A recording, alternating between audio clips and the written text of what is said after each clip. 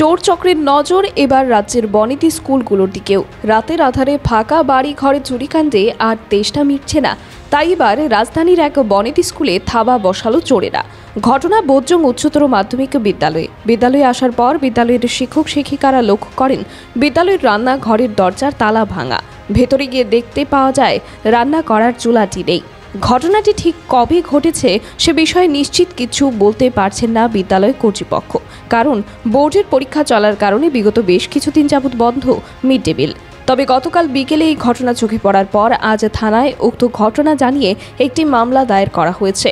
উল্লেখ্য, বিদ্যালয়ে CC camera থাকা সত্ত্বেও চোরেরা ক্যামেরাটিকে অন্যদিকে ঘুরিয়ে অনায়াসে চুরি করে পালিয়ে যায়। এবার পুলিশ তদন্তে নেমে আদৌ চোরের হদিশ খুঁজে পায় কিনা সেটাই দেখার বিষয়। এটা আমাদের স্কুলের শিক্ষক মশাইরা লক্ষ্য করলেন যে আমাদের স্কুলের যে mid day meal room, kitchen room আছে মিড ডে মিলের, সেই কিচেন রুমের তালা ভাঙা।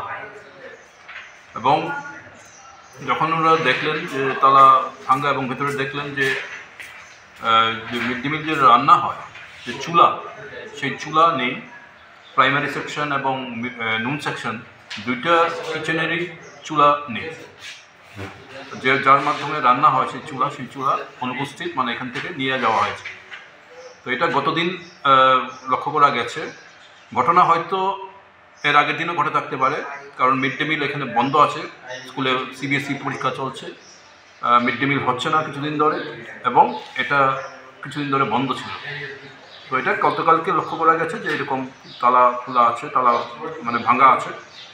তো এটা গতকালকে বিকালে আমরা লক্ষ্য করেছি, এবং আজকে আমরা এটা থানায় একটা ইনফরমেশন দিয়ে রাখবো, মানে এফআইআর করবো এই ব্যাপারে, যে চুরি হয়ে গেছে।